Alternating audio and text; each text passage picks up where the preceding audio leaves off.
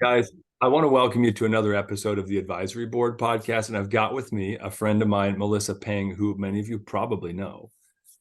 So, Hey, how you doing? guys, I want to introduce Melissa. If you don't know her, and plus, I'm going to tell you some things you don't know about Melissa that'll be fun. But before we jump into the topic, Melissa has been in the franchising industry for 7 years, and you probably know her as one of the thought leaders and at TES. She's been there for quite a while in the member services, like the partnership division, right? And she had, well, actually, we'll share this part later. But one thing you don't know about her is that she also lived in Australia for 2 years doing equestrian sales, and she was very successful at it. So if you want something interesting to talk to her about next time you visit with her, ask her about that. It sounds like it was a pretty incredible experience. Melissa, before I dive too much into other random stuff, tell us a little bit about yourself.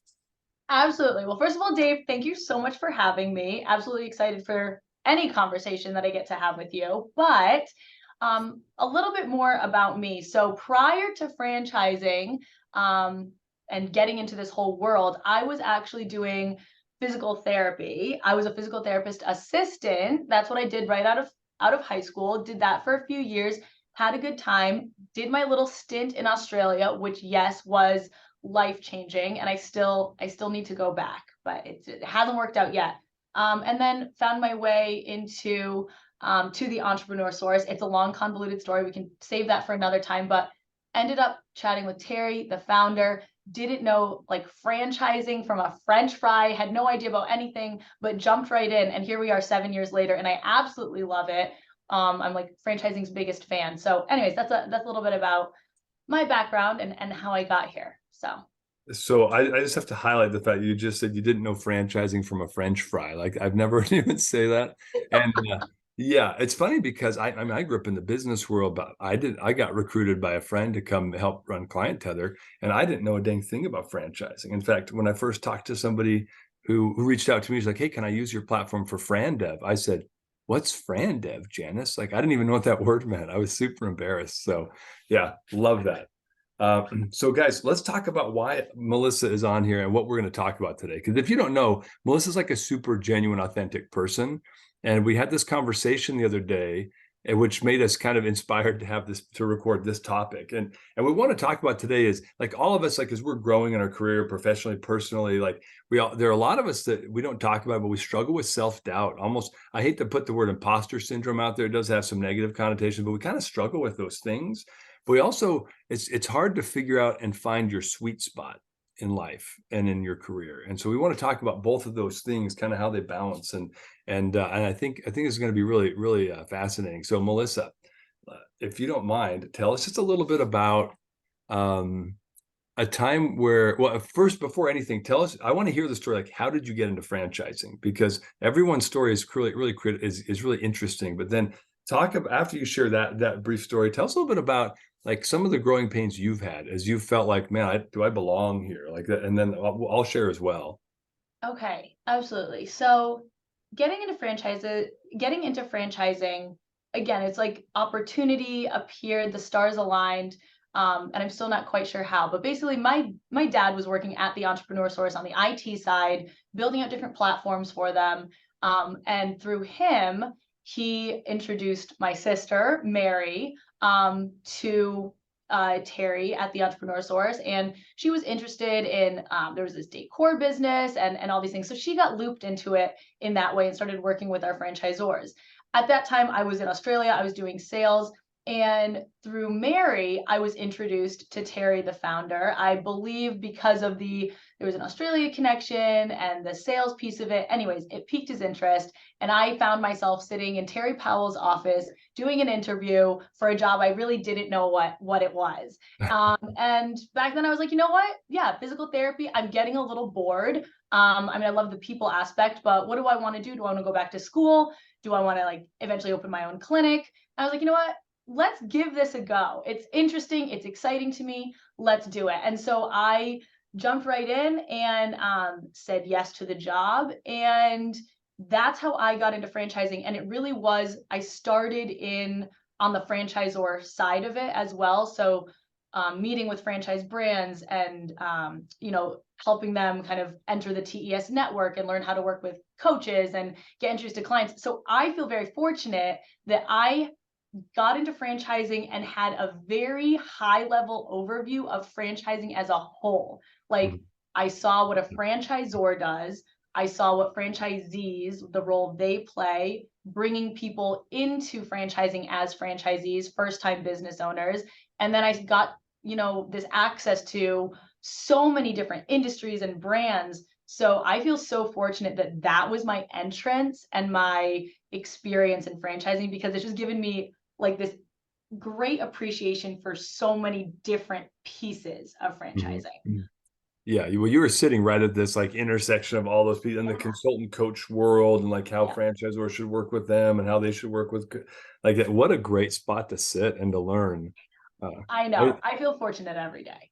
Yeah, so it's funny because I won't go into my backstory too far, but I mean, I got pulled into franchising through a Boy Scout camp out. I mean, like our founder's a How good does this friend of happen? mine, and our boys are the same age, Skylar and Tyler, and they were like, I think they were like 13 at the time or something, and we were just talking. And what we're the adults were like sitting around the fire, like keep an eye out on the boys, make sure they're not burning the forest down, kind of stuff, and we just start talking about business, which I tend to do, and he's like, oh yeah, he's a franchisor. He's a founder. He founded Five Star Painting years and years ago, and then he founded Painter One after he exited. I was like, oh cool. And then he said, oh, and I've got this technology company clientele. And I was like, you have a technology company? What are you doing with a technology company, dude? I thought you were like a painter guy. And then it led into this conversation where I was like, oh, I'm super curious. I've been helping to run tech things for a long time, and he's like, well, you should just come and help me run it. And I was like, no, uh-uh. So and it's like, you can't afford me. I'm running this translation company. I'm good. And ended up he called me like 5 minutes after I decided I was done with that company, because there were some challenges Yeah. with the executive leadership team, and I was just like, I don't need the drama. Uh, he calls me 5 minutes after. I'm like, I'm going to find something new. Hey, you ready to come work with me? I was like, whoa, okay, interesting. So anyway, and here I am in this industry I didn't know anything about, but it's been awesome, awesome, awesome. And yet it kind of leads into our topic of like growth moments and growing pains and feeling like you don't belong sometimes. Tell us a little bit about that journey for you, because we all go through this. We're like, where there's a moment in our lives where we take a step up, right? You climb a rung of the corporate ladder, or you move into a new position that's really, really a little bit beyond what you've done before. Tell us a little bit about an experience you've had like that, Melissa, and how you dealt with that. Absolutely. So this is actually something I haven't shared too much, but I think it speaks to your point of everyone in franchising, for the most part, didn't start out in franchising. They kind of stumbled into it or fell into it, and which I think is awesome, because then you get so many people from different backgrounds. But as I was at the Entrepreneur Source and kind of growing in my role and seeing, okay, where do I want to go next? That next step for me was like the leadership team. And so I was excited about that. That seemed like the next logical thing. So I started kind of getting into that role and joining some of those meetings. And then I realized, and it was almost subconscious. And then a few different things happened. And I was like, you know what?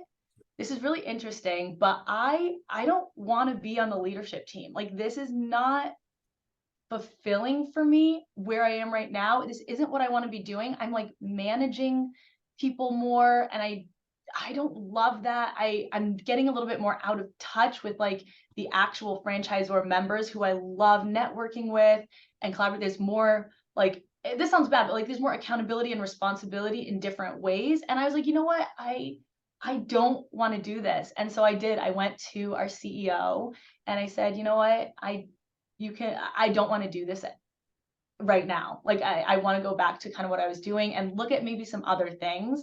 But right now where I'm at, the leadership isn't for me. And that was it was like a humbling moment for sure, because you just grow up and you're like, yeah, that's the next logical step, in career. Yeah, But it was also really eye-opening to see what I didn't like and to actually be okay with that, and to know, okay, it's not a failure. It's figuring out what I don't like so I can find what I do. yeah. When was the moment? I mean, there had to come this moment where you're like, this is not for me.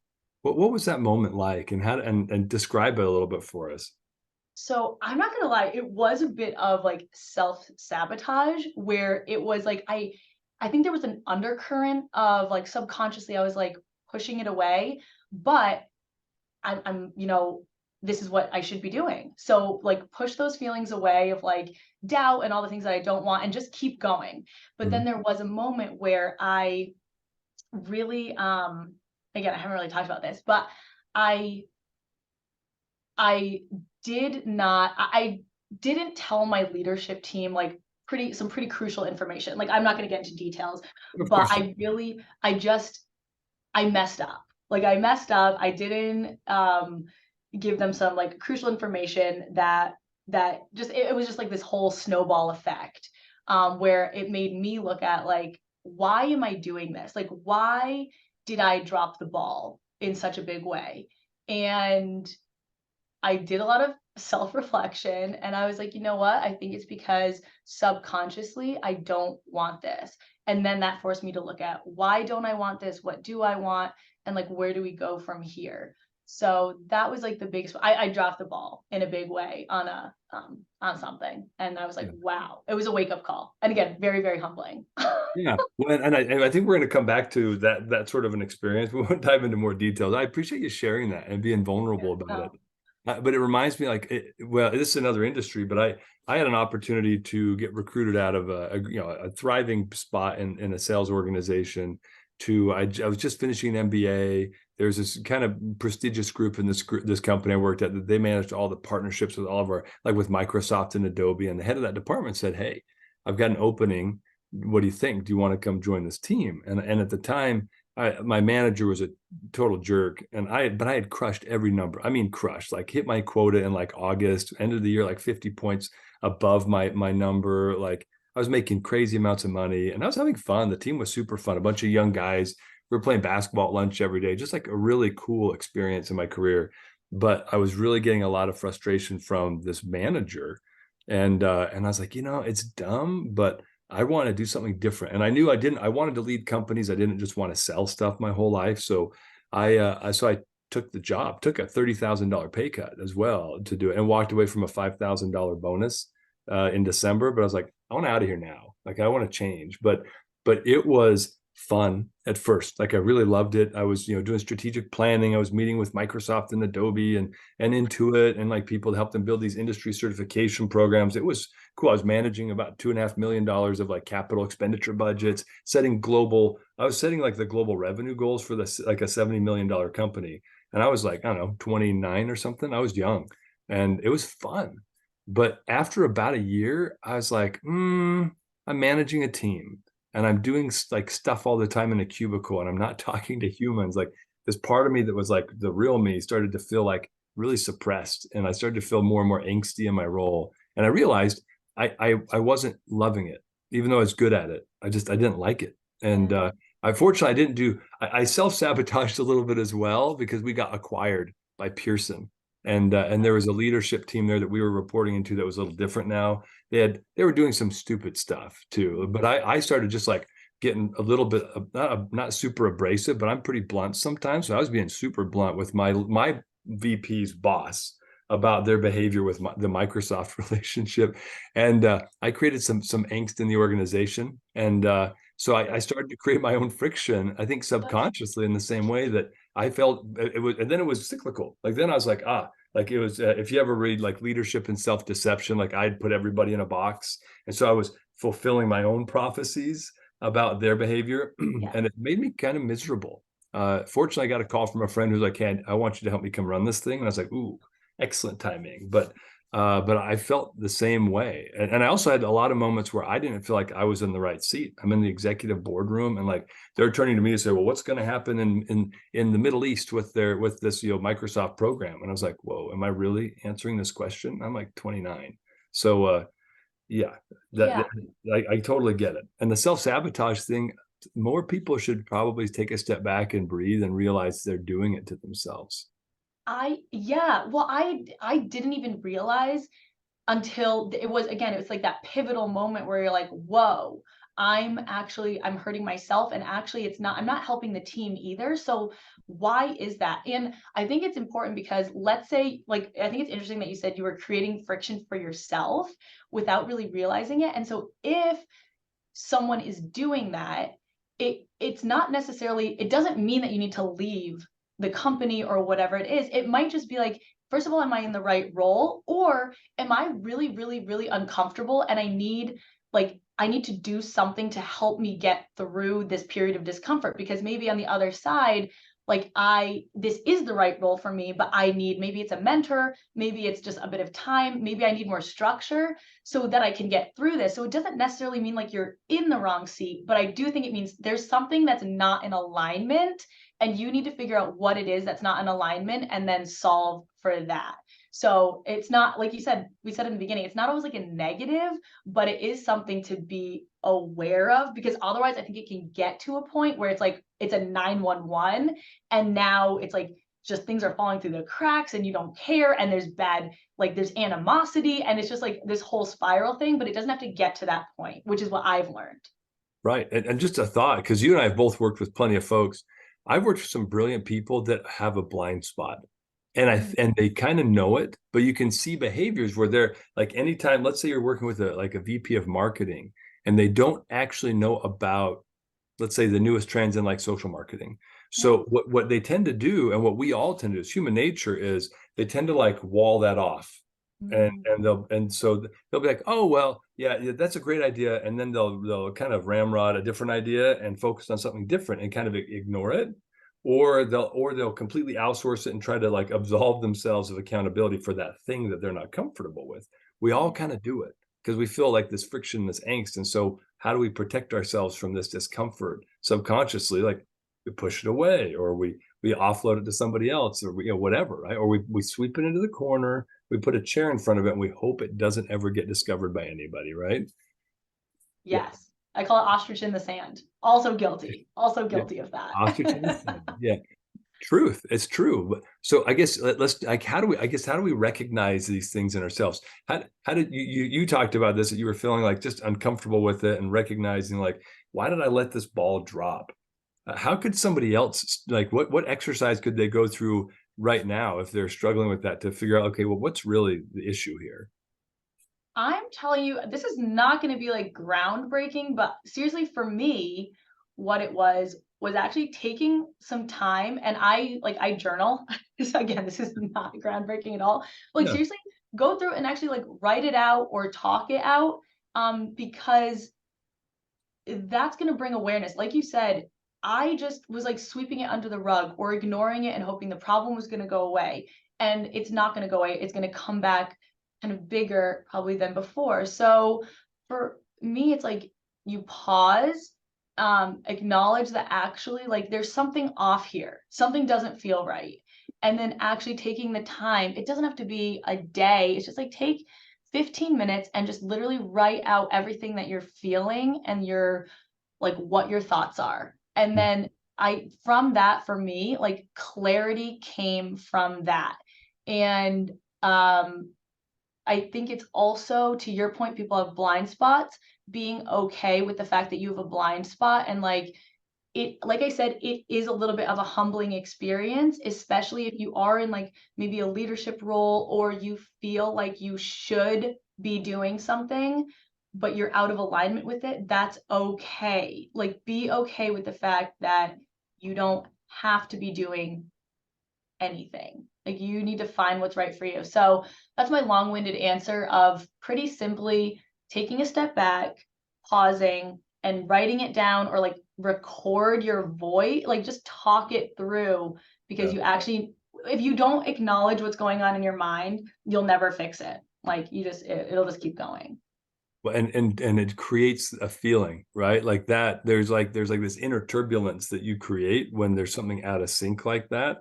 And it creates a lot of anxiety. I mean, I think a lot of the stress and strain people feel in the American workforce, in the global workforce, but it's really particularly bad here in Japan. Also, it's really bad too.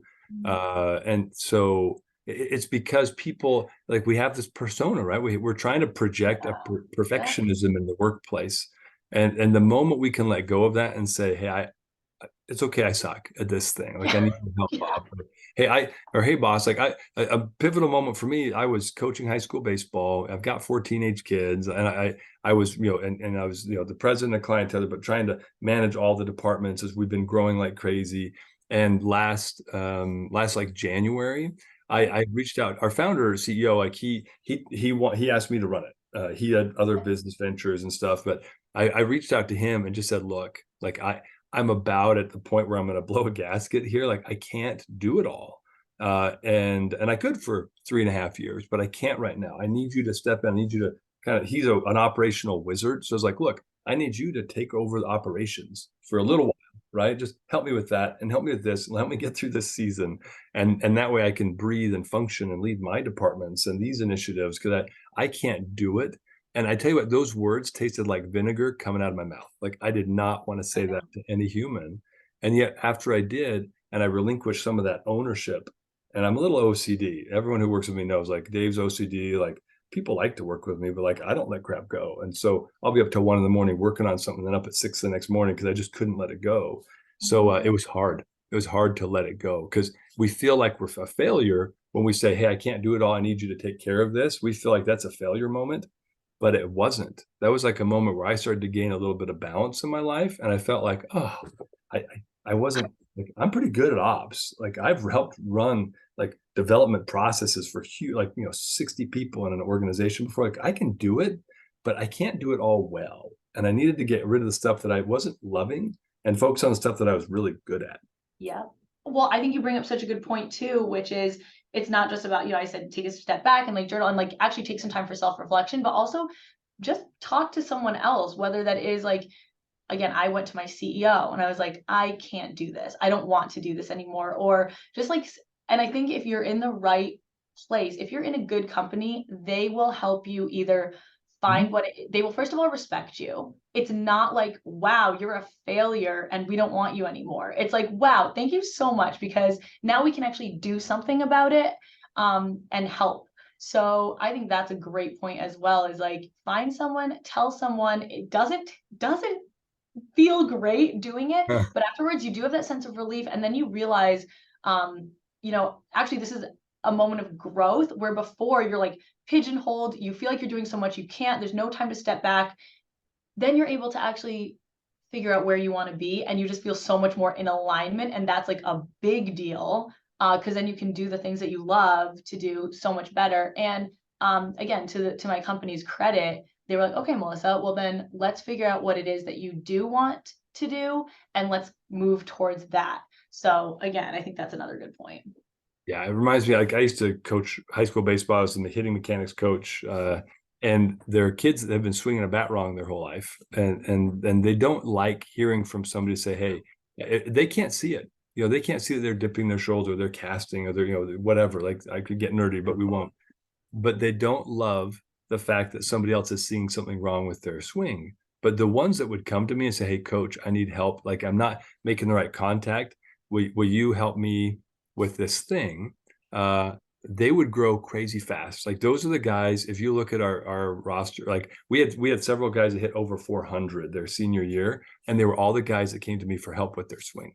The guys that did not, we had several guys that were hitting 300s, and they did fine, but they did not do as well because they didn't come to me and say, and it's not because I'm the end all be all, right? But they wanted help. It's more of a mental thing, I think, than it is even getting the help. It was acknowledging that they needed the help, so they didn't rely upon themselves, and they got better fast.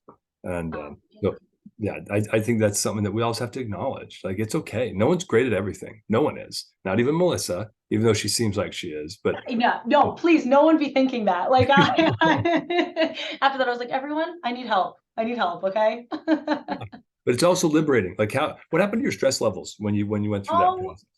oh my gosh. I feel like after that, I was like, I was more engaged. I felt like I had these ideas and I wanted to do them, and I would put plans and structure and then bring it to the team. I just like showed up in a whole different way because I wasn't stressed and anxious about that role or whatever it was about that was just so uncomfortable and out of alignment with for me.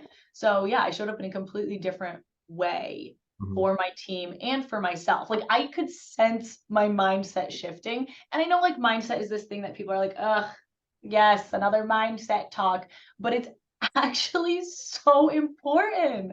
Um, like, yes, it can be, it's talked about a lot, but it's actually so important. And it can be, like you said, liberating. It's just so much more, it's just so much better Mhm. when you can be in the right mindset.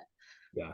I wrote a book about that years ago. I haven't published it, but I Oh, went back and come like, so on, I was kind Dave. of, what's that? I said, come on, Dave, publish the book. I know. Well, speaking of self-sabotage, didn't never feel like it was good enough. But I went back and read stuff that I wrote, like this is years and years ago now. And I totally disagree with myself because I've studied a lot more about mindset and things and realized, oh, even things like visualization. I was like, I was like, I was kind of being snarky about it in my book, like, yeah, well, I'm trying to visualize myself dunking a basketball right now, and it's not working. But like, there are people that take, I think that's the reason why, is like there's the snake oil mindset people, and then there's the people that are actual mindset people. You can see the difference in their performance, right? And in life, personal life, professional life. But yeah, finding that alignment moment in what you know you're good at, what you want to do. Now I want to shift and talk about that for a moment, because that's what you did, right? You found out like, okay, this isn't where I want to be. I'm happier doing this and I'm great at this. I'm going to focus on that. That's actually a really mature and courageous moment that most people don't ever own up to in their lives, and so they live in this like uncomfortable comfort where they're making better money, but they're miserable at what they do. I saw it in the translation industry. Everybody who manages a translation group would much rather be a translator. They love writing. They love converting from one language to another. And then they start managing a team. I bet 9 out of 10 of the people were miserable in those types of roles in that industry, but they wanted to make more money. They felt like that was their only path to growth. And they were all wrong and they all hated it. A lot of them quit or resigned, or some of them self-demoted and went back to just doing what they loved, which was working in language. And I think you're a great example of that, and probably a shining star to people who are probably stuck in that position now, and they just don't have the courage to say, I can step out of this and go back to something that I love. Yeah, absolutely. And I think too, it's not even, um, I figured out, okay, I don't really, where I am right now, I didn't love the like managing of people and all these different things and having this like leadership, whatever. But that's not to say that's like something I never want to do. It's just something I don't want to do right now for where I am. And like I realize that like where I shine, like where I get energy and what I love to do is it's the talking to people. It's I listen, I like the spotlight. I'm not gonna lie, Uh-huh. so I want to be out there, talking to people and being I like to be a brand ambassador. I like to talk about franchising. I like to do all these different things that I like to connect people. I love building relationships. I That's where I get my energy. And that's what I realized for where I am right now. That's what I want to be doing. And so I took a step back and started putting pieces of that together into a role that would be fulfilling for me and would be exciting. So yeah, maybe I didn't want to do leadership. I didn't necessarily want to go back to what I was doing. So how could I then create or find something that's going to check off some of those boxes in a different area? And so that is what I started doing, and that was much more exciting for me, kind of taking charge. But the thing is, I had to know what I didn't like, because in my mind, I feel like I had a blind spot of like, this is the path, like that was the next like leadership team, that was the next thing, I'm going in that direction. And then so that was it for me. But once I realized that's not what I wanted, then I was free to like look at some of the other things and realize where my strengths and where I get my energy from, and then go Yeah. into a direction that really would feed that. I want to cauterize some things you've just said, because one of the things that I was thinking about when we talked, and as you're just talking about now, like it's making me think you can create a process around this, right? So anyone who's listening, I'd encourage you to do what Melissa did kind of almost subconsciously, but you need to do a self-assessment, right? Every now and then, probably once a year, like we do an annual performance review. Most companies do that. You should do an annual self-assessment and really start to understand, maybe even quarterly or twice a year. Like it's important to treat yourself with the same dignity and respect you treat your employees or your colleagues. And there's a reason why these things need to happen, but you should ask yourself a few questions. And I'd almost formalize this process. Ask yourself, what do you do that gives you energy? What are you excited about your work? I'll tell you, I'm not excited about filling out the executive reporting. I don't love that. I don't love it. It doesn't give me energy.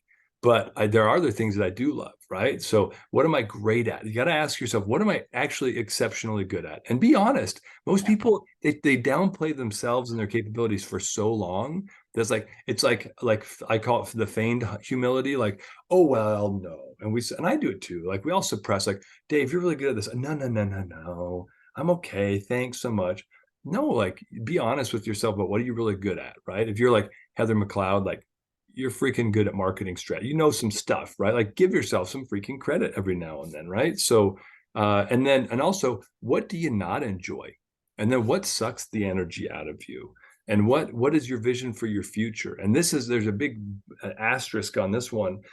One of the challenges I see that people have is they decide to let the world and social norms paint their future for them. It's like Netflix. Like they just want to see, well, I just want to watch the next show that Netflix's algorithm tells me I should watch. That's not how you plan your life or your career. You need to be deliberate. And it's also okay if you don't like the season opener to not ever watch the show again. It's like manner. If you're in this career path you're creating for yourself, and you're seeing this future of I want to be, Melissa Pang wants to be a CEO founder of a franchise brand. And then she realizes through trying different things that I hate numbers and reporting and managing humans. Well, that's not a good role for you to be in. Like it's okay to let your future shift and change. And maybe she ends up being a school teacher and she's happy the rest of her life. Like it doesn't matter. It doesn't matter. You don't have to. When I went to school, I wanted to be like a superpower attorney that was brokering big business deals, get my JD MBA.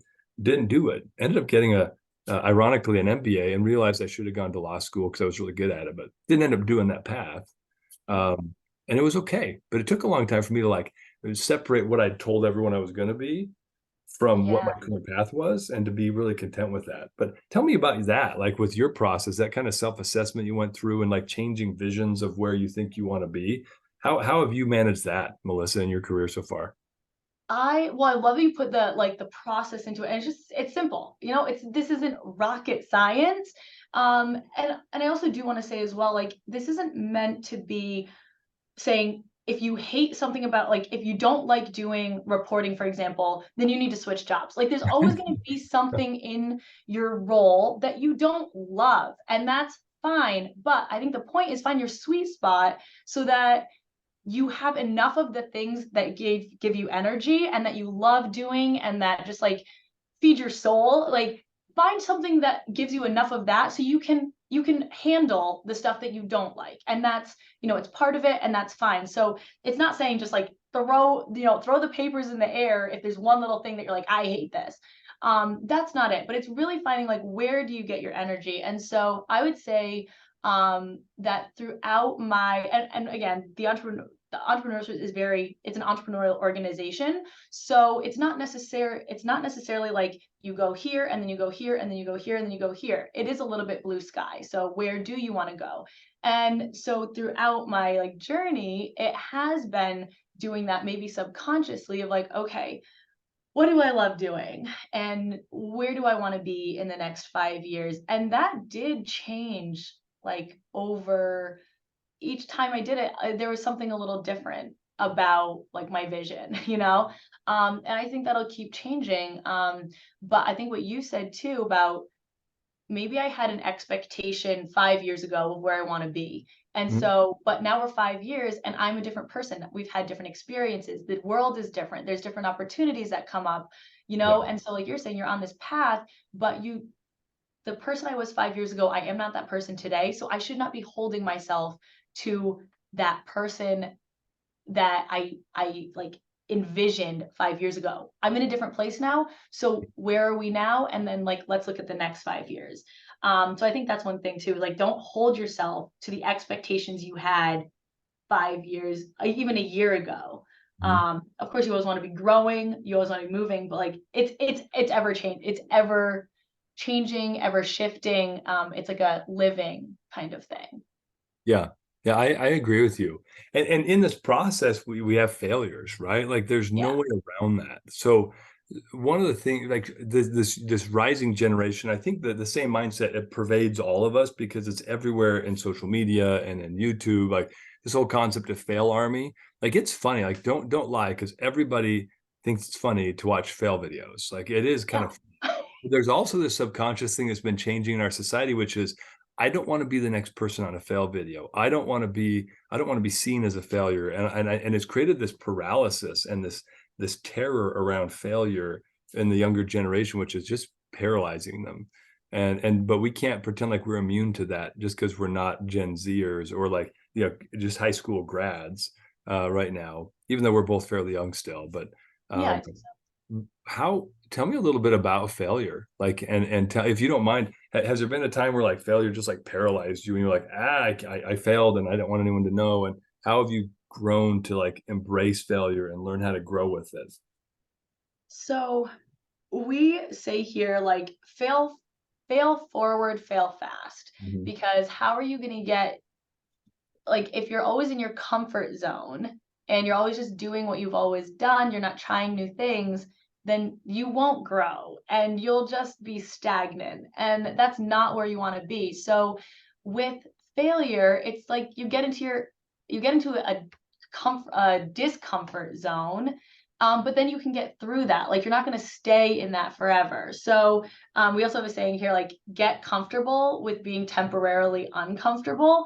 And so living in that zone, you are gonna like fail and to like be okay with the fact that you're going to fail, but that's a good thing. And like celebrate the fact that now we know that's not gonna work. So now we can move on to the next thing. Otherwise, it's just always living on is a good idea and we're not trying anything new. And I would say too, like even working in franchising, I'm surrounded by entrepreneurs and these CEOs who have started up these companies, but we always look at the massive success stories, but they had many failures along the way, like to get to that final product. And so also being aware of that, like I sometimes will be on a call with like founders and CEOs, and I just think to myself, how is this my life? How did I get here? That's, and a little bit of that, imposter syndrome can kind of come in. But it's like everyone started maybe not in franchising, like, and then they built it up and they were okay with the failures. And so that's actually inspiring for me. Mhm. When I think about a specific example, I would say like the most recent one really is that failure, I would say, if you want to call it that, of the leadership team, because it was something that I was kind of ashamed of and I didn't want to really talk about it. And it And felt here I am like, making you talk you're about it making all me the talk time. about it, Dave, but Yeah. am I in therapy right now? Um, Yeah. so, but that was so good because I will say now I feel much more open to failure where I'm like, I actually welcome it. So, in a new role or going into a new project or whatever it is, my mindset is I know some things are going to fail, but I'm actually excited by that because then we can find out what is going to work, whether it's for the company, for the team, or personally. And again, I think this does translate to life as well, Yeah. but that was pivot, like, and again, it happened recently, so that's why it's fresh in my mind. But it really did open me up to saying, you know what, it's okay to fail. It's not something to be ashamed of. Own it, and then move on and just Mhm. move to the next thing. No one's going to remember it in a year. Yeah. Well, you know what it makes me think of is going to the gym in January, right? Like, Yeah.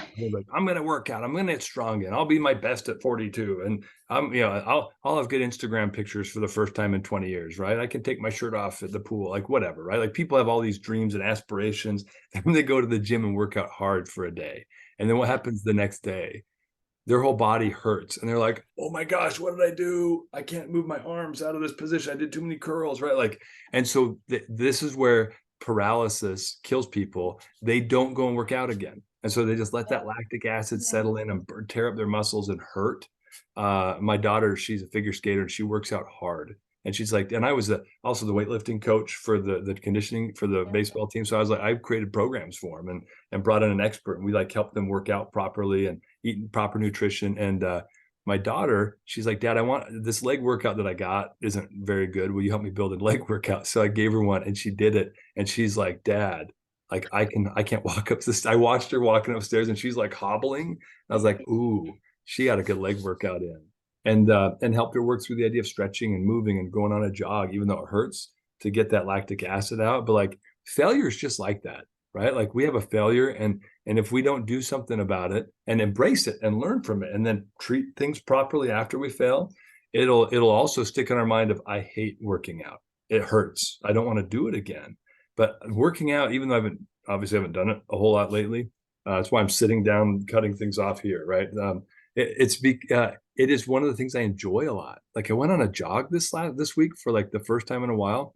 I had energy all day long and I felt great. And I was like, son of a gun. Like I should stop letting my discomfort from the jog prevent me from doing stuff like that. But I see failure the same way, honestly.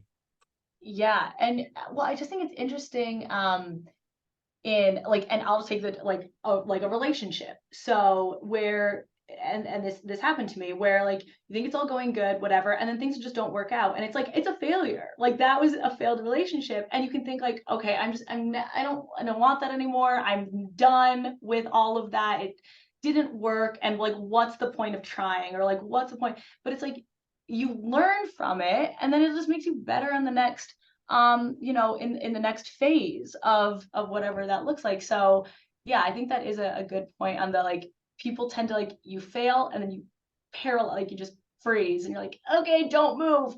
But it's like, no, it's fine. Get up, keep going. You can work through it. You can really work through anything. Absolutely. I'm glad you brought in the personal life things. This isn't just business stuff, right? This is in personal life. But I want to share something interesting. Do you know who Kevin Harrington is? The Yep. original shark from Shark Tank. Super sharp guy. I really respect him a lot. And he's incredibly kind and generous with his time. But he presented at a Roof Max conference, and I was the next guy to go and present. And I got to sit in on his presentation, and he talked about failure. And he said this. He said, look, I am not smarter than anybody else. And I'm paraphrasing. I don't have this memorized. I'm not smarter than anybody else. I'm not even a better businessman than everyone else. What makes me better than everyone else is that I'm not afraid to fail, and I iterate faster than everyone else. Because truthfully, and now these are my words, not his, the secret to success in life is to iterate faster than everyone else, to learn from your failures fast, implement the change, the next idea. Because if you're iterating faster than everybody else, you're evolving personally, emotionally, in a business. The faster you can iterate, the faster you can improve. And so we have to just teach ourselves that it's just a natural part of development. And then it becomes less scary. And we almost get excited to try a new thing and fail. Like, okay, we failed. Sweet. Well, what did we learn? We learned this. Now let's tweak it and let's do it this way. Ooh, we failed again, but not as bad this time. And like all of a sudden, within a month, you've failed and iterated 3 or 4 times. You're 4 miles ahead of your competition, who's still wreathing and reeling over the fact that they just failed. And oh my gosh, how did we do such a terrible thing? You're already, all the way down the road and doing it better and faster. So it's a secret. It's a superpower. And I really respect that he shared that. And I've been trying to adopt that more into my life. I love that. No, I'm gonna take that and run with it too, because you just your comfort zone, it's just a nice place to be. But I've really like learned from these different things where I'm like, I don't want to be in the comfort zone anymore. And that's going to be something that you have to like work yourself through, like the mindset of that. But otherwise, how are you going to grow? And I think too, that's something else that I've really seen as well is, Yeah. when you get into the comfort zone, it can feel nice, but you're not like expanding or growing, whether it's your career or personally. And then it gets kind of boring. So it's like, I want to get into that, be comfortable with being uncomfortable and taking that as the motto going forward. Yeah, no, I think that's a great place for us to wrap up. Like learning to become comfortable, being uncomfortable is a real success factor in life. Like that's what the most successful people on the planet they deal with these same things. You know, Tiger Woods, do you think he felt comfortable being the youngest person to win the Masters? I don't think so. It doesn't matter what you think about his personal life.